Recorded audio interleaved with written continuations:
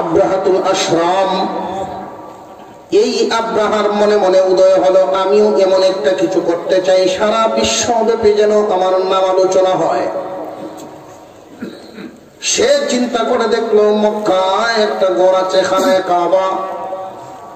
এই খানায়ে কাবার মহব্বত বহু মানুষের দিলের ভিতরে আছে। প্রতি বছর বিশ্বের বহু জায়গা থেকে মানুষ আইসা জমা হয়। মক্কাবাসীর বিশাল এক সম্মান। এই আব্রাহা চিন্তা ভাবনা করলো আমার ইয়ামেনের ভিতরে এমন একটা গির্জা বানাবো, যেই গির্জা মানুষের অন্তরে জায়গা করে নিবে, যেই গির্জাকে সম্মান দেওয়ার জন্য পৃথিবীর বিভিন্ন দেশ থেকে মানুষ আসা যাওয়া করবে। দেশের যেই অর্থনৈতিক অবস্থাটা ছিল, বাজেটের মধ্যে 3 ভাগের 1 ভাগ দিয়ে একটা গির্জা তৈরি করে ফেলেছে। এত উন্নত গির্জা, এত উন্নত করে গির্জাটা বানিয়েছে। বাতি দিয়েছিল, কারুকার্য করেছিল, 20 মাইল এরিয়ার ভিতরে আলো জ্বলতো, এত সুন্দর বাতি উপরে দিয়েছিল। কোন মানুষ যদি গির্জার ছাদ দেখতে হতো তাহলে মাথা বেঁকে যেত, এত উঁচা করে গির্জাটা সে তৈরি করেছিল। বহুদিন কাজকর্ম করার পরে গির্জা যখন কমপ্লিট হয়, বিশ্বব্যাপী ঘোষণা দিল। কিন্তু বিশ্বের মানুষ তো তার ডাকে সাড়া দেয় না। গির্জা দেখার জন্য হাতে গোনা কিছু মানুষ যায়। যমুনা সেতু যখন কমপ্লিট হয়, আমাদের এই দেশ থেকে অনেক মানুষ তামাশা দেখার জন্য গেছে না গেছে না, কিন্তু সব সময় যায় না, একবারই যায়। আর খানায়ে কাবা তো সেটা হলো আল্লাহর দেওয়া এক রহমত। এটা তো একবার নয়, বারবার দেখলেও তৃপ্তি মিটে না। আল্লাহর ঘরের দিকে একজন মানুষ যতবার তাকাইবে আবার দেখতে মন চাইবে, যতবার তাকাইবে আবার দেখতে মন চাইবে। কারণ এই ঘর তো দুনিয়ার কোন মানুষে বানান নাই, এই ঘর বানাইছে আমার আল্লাহ। আব্রাহার অর্ডারে হয়েছে গির্জা, আর আমার আল্লাহর অর্ডারে হয়েছে খানায়ে কাবা। দুইটার মর্যাদা কি সমান হতে পারে কখনো? নাকি কখনোই সমান হতে পারে না। মানুষ তো তার ডাকে যায় না, মানুষ যায় না, তার মনের আশা পূরণ হচ্ছে না। কে বা কারা হঠাৎ করে একদিন এই গির্জার ভিতরে কে বা কারা পেশাব পায়খানা করে রাখছে, না পাক বানায় ফেলছে। আব্রাহার কাছে যখন খবর গেল, সে ডাইরেক্ট দোষারোপ করলো মক্কাবাসীরা মনে হয় আমার এই কাজটা, মক্কার মানুষেরা এসে আমার গির্জাকে নাপাক বানাইছে। এটা কি যুক্তি ধরে নাকি? মক্কার একজন মানুষের পেশাবে ধরছে, ইয়ামেনে গিয়ে পেশাব করছে, জোরে খন্ডে সম্ভব? কিন্তু মামলা যদি ইচ্ছা হয় সাজানোর ব্যবস্থা আছে না নাই? কেউ যদি নিয়ত করে যে মিথ্যা মামলা একটা সাজাই মুজেম নেই, ইচ্ছেই তো পারে, পারেনি না? পারে না। মানুষ যদি নিয়ত করে তাহলে মিথ্যা মামলা দেওয়া অত্যন্ত সহজ। মিথ্যা বললে তো সহজেই বলতে পারে। যদি মানুষ আর মানুষ না থাকে, অপরাধ করে একজন সাজা ভোগে আর একজন, আছে না নাই? এই আব্রাহায় দোষারোপ করে ফেলছে, কে বা খারাপ পেশাব পায়খানা করছে, দোষ ছাপায় দিয়েছে মক্কাবাসীর উপরে। মক্কার মানুষ আমার গির্জাকে নাপাক করেছে, আমি প্রতিশোধ গ্রহণ করব। প্রতিশোধ কি প্রতিশোধ? মক্কার গোরখানায় কাবাকে আমি রাখবো না, মাটির সাথে দশায় ফেলবো। আর যেই মাত্র এই ঘোষণা দিয়ে দিয়েছে, আব্রাহা একটা চিঠি লিখলো। ইয়ামেনের বাদশা আব্রাহা চিঠি লিখছে হাবশার বাদশা নাজ্জাশীর কাছে, আপনি আমাকে পাঠাইছিলেন এই দেশে, এখন আমি দেশের সম্রাট। আজকে আমার নাম দাম অনেক কিছু হয়েছে, আমি আরো বড় হতে চাই, আপনি আমাদের পরামর্শ দেন। সিদ্ধান্ত নিয়েছি কাবাঘর ভাঙার জন্য কি করব আপনি বলে দেন।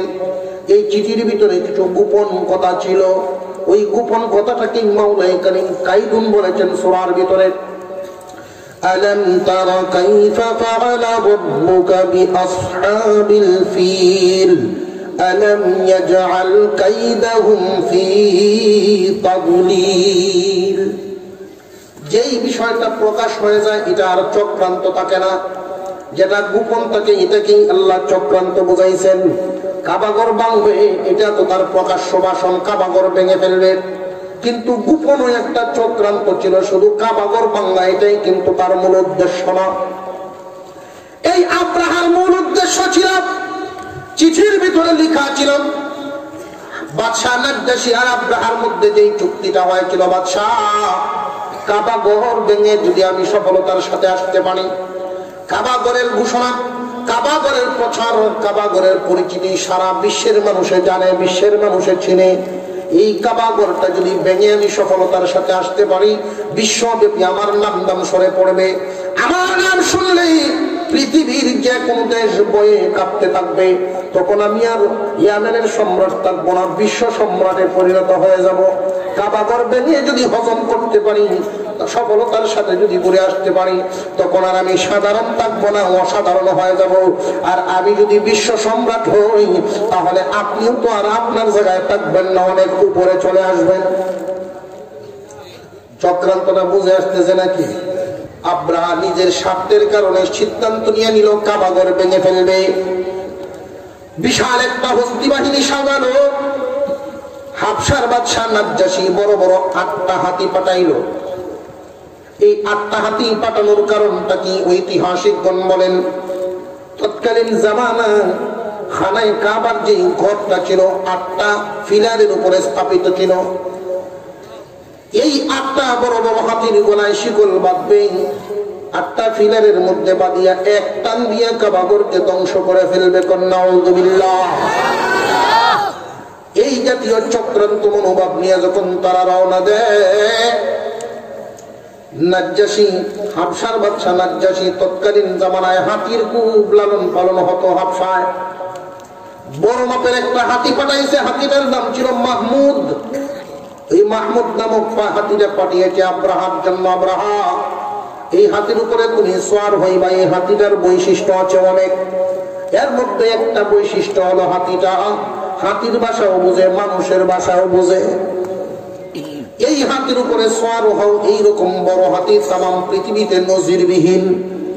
এই হাতির উপরে সওয়ার হইয়া যখন বিজয়ীর বেশে রওনা দিয়েছে, এই ইয়ামেনের ভিতরে কাবা প্রেমিক বহু মানুষ দাঁড়ায় গেছে মোকাবেলা করার জন্য। কিন্তু বিশাল হস্তি বাহিনীর সামনে দেওয়ার ক্ষমতা তো এদের নাই। অনেক মানুষকে শহীদ করে ফেলছে। এই আব্রাহা জালিম নিজের স্বার্থের কারণে আল্লাহর ঘর ভেঙে ফেলবে, এইরকম সিদ্ধান্ত নিয়ে যখন রওনা দেয়, প্রতিমধ্যে একটা কবিলা, ওই কবিলার সর্দার ছিল একজন, তার নাম ছিল হানাতা। ওই হানাতা তার বংশের মানুষ নিয়ে মোকাবেলার জন্য দাঁড়ায় গেছে। বংশের অনেক মানুষকে শহীদ করে দিল, হানাতাকে তারা মানে নাই। আব্রাহা জানতো ওই হানাতা প্রতি বছর খানায় কাবা যায়। খানায় কাবা রাস্তাঘাট গুলো হানাতার ভালো করে চিনা জানা আছে। আব্রাহা প্রতি বছর তো মক্কায় যাইতো না, এই জন্য রাস্তাঘাটও সে চিনত না। আব্রাহা ডাক দিয়ে বলে, রে হানাতারে মারিস না, রাস্তা চিনাইবার জন্য সে কাজে লাগবে, তারে সামনে দিয়ে দে। হানাতায় রাস্তা চিনায় চিনায় নিয়ে যাবে আমাদেরকে। হানাতায় আবার রওনা দিল, রাস্তা চিনায় চিনায় নেয় আর কান্দে, চোখের পানি ছাড়ে আর বলে, আল্লাহ, প্রতি বছর রওনা দিতাম তোমার কাবাঘরকে মহব্বত করার জন্য, ভালোবেসে রওনা দিতাম। আজকে তুই এমন একটা জাতির সাথী হয়ে গেলাম, এমন এক জাতির সামনে দিয়ে চলতেছি যেই জাতি তোমার ঘর ভাঙার জন্য রওনা দিয়েছে। তিনি কান্দেন, মনের দুঃখে কান্দেন আর আল্লাহর কাছে দোয়া করেন, মালিক আমার উপরে তুমি রাগ করিও না, আমি তো তোমার কাবা বিরোধী নই। এইভাবে যাইতে যাইতে তায়েফ পর্যন্ত যখন পৌঁছে গেলেন, তায়েফের তৎকালীন সর্দার ছিল, তার নাম ছিল আবু রিগাল। এই আবু রিগাল এসে আব্রাহার সাথে হাত মিলাইছে। আব্রাহার প্ল্যান পরিকল্পনা যখন শুনছে, আবু রিগাল ডাক দিয়ে বলে, আব্রাহা সম্রাট, মনের আশা তো পূরণ হয়ে যাবে, আপনি বিশ্ব সম্রাটই তো হয়ে যাবেন। বুঝতে পেরেছি আপনি অনেক উন্নত হয়ে যাবেন, তখন আমার একটু দেখেন, আমি আর আজকে বাধা দিব না, কাবাঘর ভাঙেন, প্রয়োজনে আমি আপনার সাথে যাব। চিন্তা করে দেখেন, কাবাঘর তায়েফ থেকে তো দূরে নয়, তুইও মক্কার মানুষ, তোর তো উচিত ছিল কাবাগরের পক্ষ নেওয়া, কিন্তু নিজের স্বার্থের কারণে, ভবিষ্যতে নিজের লোভের কারণে কাবাগরের বিরুদ্ধে গিয়ে আব্রাহার সাথে হাত মিলায় ফেলছে। কত বড় নাফরমান এই আবু রিগাল! আব্রাহার সাথে হাত মিলাইয়া এইভাবে যখন আব্রাহার সাথে হাত মিলায় যখন একসাথে রওনা দিয়েছে, খানায় কাবা থেকে 8 মাইল দূরে একটা জায়গার নাম ছিল মাকমাস। ওই মাকমাস নামক জায়গাটার মধ্যে তারা তাবু গেড়ে ফেলছে, আর সামনের দিকে যায় না। হানাতাকে দিয়ে একটা চিঠি পাঠাইছে, যাও হানাতা, মক্কার মানুষদের কাছে গিয়ে এই চিঠিটা পড়ে শোনায় আসো। চিঠির বিষয়বস্তু ছিল, ও মক্কাবাসী, সম্রাট আব্রাহা কাবাগর ভাঙার জন্য এসেছে। যদি তোমরা মোকাবেলা করো, আগে তোমাদেরকে ধ্বংস করা হবে, এরপর কাবা ধ্বংস করা হবে। আর যদি তোমরা মোকাবেলা না করো, তাহলে তার কাজে সে করে সে ফিরে যাবে, তোমাদের কোনো ক্ষতি করা হবে না। হানাতা যখন ঘুরে দৌড়ায় মক্কাবাসীর কাছে গিয়ে পৌঁছে গেল। হানাতা তো মক্কায় আসা যাওয়া করে অনেকের সাথে তার আগে থেকেই পরিচিত। উঁচা একটা টিলার উপরে দাঁড়ায় হানাতায় ঘোষণা দেন, মক্কাবাসী আসো, তোমাদের জন্য দুঃসংবাদ আছে। এ মক্কাবাসী, তোমাদের অত্যন্ত প্রিয় খানায় কাবা, ওই কাবাগর ভাঙার জন্য আব্রাহা হস্তি বাহিনী নিয়ে আসছে। এই কাবাগর ভেঙে ফেলবে। তোমরা কি মোকাবেলা করবা নাকি ছেড়ে দিবা, তাকে ভাঙার সুযোগ করে দিবা? তোমরা এই সিদ্ধান্ত নাও। মক্কাবাসী জানায় দিল, আমাদের তো মুরব্বী আছেন, আমাদের মুরব্বী আব্দুল মুত্তালিব। আব্দুল মুত্তালিব আপনার আমার পয়গম্বর বিশ্বনবীর দাদা যান। তৎকালীন সময় খানায় কাবার চাবিগুলো ওনার কাছে থাকতো। উনি খানায় কাবার ভিতরটা জারু দিতেন, মুতাওয়াল্লি ছিলেন কাবাগরের। আল্লাহ পাক রব্বুল আলামিন এই মর্যাদা দিয়েছিলেন আব্দুল মুত্তালিবকে। খানায় কাবা দেখাশোনা করতেন, মুরব্বী ছিলেন, সর্দার ছিলেন। মক্কাবাসী জানাইয়া দিলেন, আমাদের সর্দারের কাছে জানাতে হবে। যেই মাত্র আসলেন আব্দুল মুত্তালিব আসলেই হানাতায় বলতেছেন, ও দাদা যান, মুরব্বী, কাবাগর ভাঙার জন্য আব্রাহা আসছে, দিয়ে দিবেন না প্রতিবাদ করবেন? আব্দুল মুত্তালিব ডাক দিয়ে বলেন, রে হানাতা, কাবাগর ভাঙার জন্য আসছে। কাবাগর যে আল্লাহর ঘরে কি তার জানা নাই? কাবাগর যে এটা আমি আব্দুল মুত্তালিবের না, তুমি হানাতার না, এটা তো কোনো মানুষের না, এটা স্বয়ং আল্লাহর ঘর। এই ঘর ভাঙার জন্য সে যে আসছে, এত বড় দুঃসাহস কেন করলো? তারে গিয়ে বোঝাও, তারে গিয়ে এই কাবার নিদর্শন গুলোর ব্যাপারে বর্ণনা করো। আসো, তোমারে দেখায়া দেই। হানাতাকে হাত ধরে নিয়ে আব্দুল মুত্তালিব গেলেন মাকাম ইব্রাহিমের কাছে। দেখো, ওই যে পাথরটা, এই পাথরটা তো আমিও বানাই নাই, তুমিও বানাও নাই। এই পাথর পাঠাইছেন সব আল্লাহ। খানায় কাবা যেই দিন বানানো হয়, ওই দিন পাঠাইছিলেন। এই হানাতা, আব্রাহারে গিয়া বুঝাও, এই ঘর যেই দিন বাজেট করা হয়েছে, এই ঘর বাজেট সাধারণ দিনে নয়, বিশেষ এক ফজিলতপূর্ণ দিন, যেই দিন আল্লাহ এবং ইব্রাহিম আলাইহিস সালামের মধ্যে এত কাছাকাছি সম্পর্ক হয়ে গিয়েছিল। আল্লাহ বলেছিলেন, দোস্ত আমার কি চাইবা চাও। তখন ইব্রাহিম চেয়েছিলেন কাবাগর। এখন সেই কাবাগর ভাঙার জন্য আব্রাহা আসছে। আব্দুল মুত্তালিব বুঝাই দিলেন, হানাতা, তারে গিয়া বুঝাও, আব্রাহারে গিয়া বুঝাও, সে যেন এই দুঃসাহসিকতা না দেখায়, এইরকম নাফরমানি যেন না করে, আল্লাহর বিরুদ্ধে না যায়। সেও তো আল্লাহ মানে, কিন্তু আব্রাহা তো দুনিয়ার লোভে অন্ধ হয়ে গেছে, আল্লাহর কথা ভুলে গেছে। দুনিয়ার লোভে অন্ধ হয়ে গেলে মানুষ মসজিদ মাদ্রাসা দেখে না, মসজিদের বাজেটাই না, দুনিয়ার লোভে অন্ধ হওয়ার কারণে পকেটে ঢুকায় নিয়ে ঢুকায় না। আর জোরে কন, মসজিদের টাকা, মাদ্রাসার টাকা পর্যন্ত দুনিয়ার লোভের কারণে কে ফেলে। আব্রাহারে গিয়া বুঝাও, না না, কাজ হবে না, আপনারা চলেন। হানাতার সাথে আব্দুল মুত্তালিব গেলেন, মক্কার কয়েকজন মুরব্বী গেলেন। আব্রাহারে গিয়ে জানাইয়া দিলেন, প্রস্তাব দিলেন, রে আব্রাহা, আমাদের এই মক্কা নগরী তোমার প্রতি বছর একটা খাজনা দিব, তবু আমাদের প্রাণের ঘর কাবা ঘর ভাঙতে আসিও না। আব্রাহা মানে না, না না, আমি যেটা নিয়ত করেছি কাজটা করেই ফেলবো, আমি মানব না। আব্রাহা করেই ফেলবে, কাজ মানবে না। আব্দুল মুত্তালিব নিরাশ হয়ে গেলেন, শুধু এতটুকুন বললেন, এই ঘর কিন্তু আমি আব্দুল মুত্তালিবের না রে আব্রাহা, এই ঘরটা যে আল্লাহর, আল্লাহর ঘর হিফাজত করবেন, আমি ছেড়ে দিলাম, আল্লাহর উপরে ছেড়ে দিলাম, তুমি ভাঙবে আর আল্লাহ হিফাজত করবেন। আব্দুল মুত্তালিব চলে আসলেন, মক্কার মুরব্বীদেরকে নারী শিশু নিয়ে কাবা ঘরের দিকে যাইতেছেন, আর আব্দুল মুত্তালিব কান্দেন। কাবার চৌকাট মুলতাজিম, এই মুলতাজিমের মধ্যে ধরে দোয়া করলে দোয়া কবুল হয়ে যায়। আব্দুল মুত্তালিব কাবা ঘরের চৌকাটের মধ্যে ধরে কান্না শুরু করে দিলেন, আল্লাহ তোমার ঘরের হিফাজতের কি কোনো কমতি হয়েছে নাকি? এই ঘর তুমি আমাদের কাছ থেকে ছিনায় নিবা নাকি? আল্লাহ তুমি এই নিয়ামত দয়া করে আমাদেরকে দান করছো, এই নিয়ামত তুমি আমাদের কাছ থেকে ছিনায় নিও না। আমরা নিজের সন্তানের চাইতে এই ঘরটারে বেশি মহব্বত করি, বেশি ভালোবাসি। এই ঘর তুমি আমাদের কোনো ভুলের কারণে ছিনায় নিও না। তোমার যদি ঘর হও আল্লাহ, তোমার ঘরটা তুমি হেফাজত করো। আমি আব্দুল মুত্তালিবের ক্ষমতা নাই আব্রাহার মোকাবেলা করা, তোমার হাতে ছেড়ে দিলাম তোমার ঘর। যদি এই ঘরের মালিক তুমি হয়ে থাকো তাহলে তুমি ফিরাও, তুমি হেফাজত করবা। মা আমিনাকে ডাক দিলেন, মাগো তুমি আসো। শুনছি মক্কার মহিলারা বলে, তুমি যদি জমজমের কিনারে দাঁড়াও তোমার বরকতে নাকি জমজমের পানি উপরে আইসা পড়ে। তুমি হাঁটলে নাকি রোদের মধ্যে হাঁটলে নাকি মেঘমালায় তোমার ছায়া দেয় গো মা।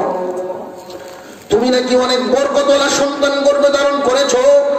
আসো তোমার সন্তানের উসিলায় আল্লাহর কাছে দোয়া চাই, আল্লাহ রাব্বুল আলামিন কাবা ঘর হিফাজত করে ফেলেন। আব্দুল মুত্তালিব দোয়া করে ফেলেন, আপনার আমার পয়গম্বরের উসিলায় আল্লাহ আমার যেই নাতি দুনিয়াতে আসবে তার উসিলায় তুমি তোমার ঘরের হিফাজত করো। আমার মাওলা করবেন না করবেন না? জোরে বলেন আল্লাহু আকবার। আব্দুল মুত্তালিব সবাইরে হুকুম দিলেন, যাও যার যার স্বাধীনভাবে গিয়ে আশ্রয় নাও। কেউ পাহাড়ের গুহায় আশ্রয় নিলেন, কেউ দূরে কোথাও চলে গেলেন। এইভাবে মানুষগুলো যখন আশ্রয় নেওয়া শুরু করে দিলেন, আব্দুল মুত্তালিব দূর থেকে তাকায়া তাকায়া দেখতেছেন উঁচা একটা পাহাড়ের টিলার মধ্যে উনি উঠেছিলেন। একটা টিলার মধ্যে উঠে বসে বসে দেখতেছেন বিশাল হস্তি বাহিনী যখন কাবাগরের দিকে দিয়ে আসতেছে, কাবাগরের কাছে চলে আসছে, মাথা পর্যন্ত তারা চলে আসছে। হাতির গলার মধ্যে শিকল বেঁধে ফেলছে একটা হাতি। আব্দুল মুত্তালিব কাঁদতেছেন, আল্লাহ তোমার ঘরকে তুমি বাঁচাইবা না। এমনি তাকায় দেখে সাগরের দিক থেকে কালো কালো পাখি আসা শুরু হয়ে গেছে। জোরে বলেন আল্লাহু আকবার।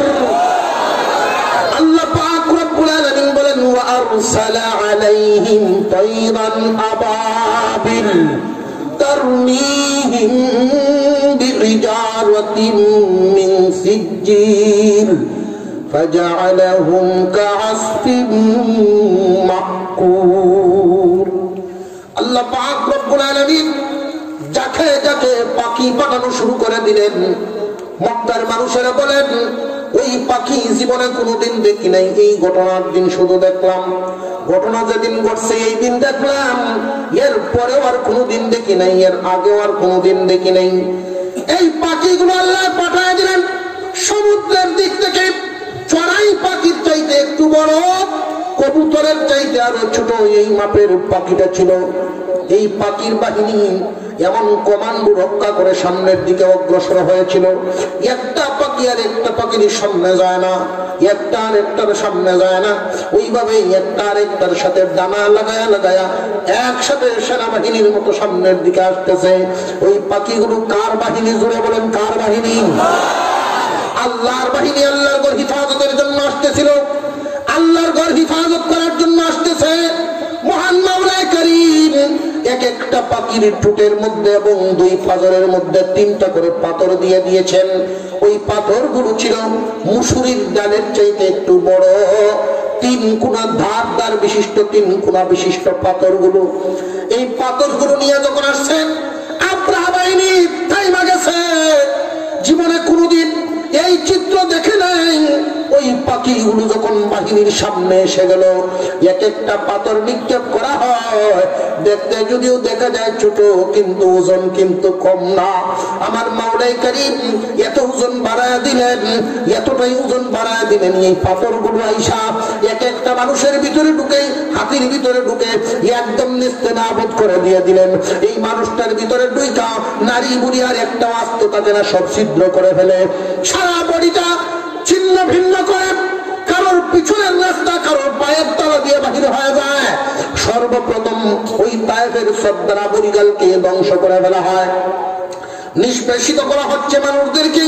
আল্লাহ পাক রব্বুল আলামিন বলেন, তারমিহিম বিহিজারাতিন মিন সিজিল, কঙ্কর জাতীয় পাথরের উপরে নিক্ষেপ করা হয়। ফাজআলাহুম কাআসফিম মাকুল, ফলে এদের অবস্থা এমন হয়েছিল বক্ষিত বুশির মতো হয়ে গেছে। প্রত্যেকটা মানুষ সব ধ্বংস করে দিলেন। কিছু মানুষকে জিন্দা রেখেছিলেন আল্লাহ, যাতে করে বহুদিন পর্যন্ত এদেরকে দেখে দেখে এই ঘটনার কথা মানুষ মনে করতে পারে। ওই মানুষগুলো মক্কা এবং মদিনায় অলিতে গলিতে বেড়াইতো আর ভিক্ষা করে বেড়াতো। আম্মা জান আয়েশা সিদ্দিকা রাদিয়াল্লাহু আনহা বর্ণনা করেন, রাসূলের পাশে আমি বসা, এমনি 2 জন মানুষ ভিক্ষা করতেছে। আল্লাহর রাসূল আমাকে বলেন, আয়েশা, এই যে 2 জন মানুষ দেখা যায়, ওরা হলো সেই হস্তি বাহিনীর সদস্য। আল্লাহ রাব্বুল আলামিন নিদর্শন রেখে দিয়েছেন। আব্রাহাকেও জায়গার মধ্যে মারেন নাই, পাথরের কিছু আচুরা খাওয়ায়া দেশের দিকে ফিরাইয়া দিলেন। আমরার মতো মেজাজ যদি হইতো তাহলে প্রথমে আব্রাহারে মারার কথা, কিন্তু আল্লাহ আব্রাহারে প্রথম মারেন নাই। তার কারণটা হলো বিজয়ের বেশে এসেছিল, লেজ গুটায়া কুকুরের মতো যে পালাইলো। যতগুলো দেশ পাড়ি দিয়া, এলাকা পাড়ি দিয়ে আসছিল, সব মানুষগুলো আল্লাহ দেখায় দিলেন, দেখো কি অবস্থা। আল্লাহর বিরুদ্ধে গেলে ওই মানুষটা দুনিয়া আখিরাত উভয় জাহানে ধ্বংস হয়ে যায়। আব্রাহাম তার দেশে চলে গেছে, আক্রান্ত জায়গাগুলোতে ক্যান্সার হয়ে গেছে। ক্যান্সার হওয়ার কারণে নিজের কর্মচারীরা তাকে ছেড়ে চলে গেল, দুর্গন্ধ তৈরি হয়েছে। নিজের বিবিও ছেড়ে গেছে, অবহেলিত অবস্থায় খালি ঘরে পড়ে। কত বড় সম্রাট, কত লুট করেছিল, এই লুটের কারণে ধ্বংস হয়ে দুনিয়া থেকে বিদায় হয়েছে। আমাদেরকে একটা মেসেজ দিল, শিক্ষা দিল, এই দিনের সাথে কখনো আল্লাহর বিরুদ্ধে কখনো অবস্থান নিও না।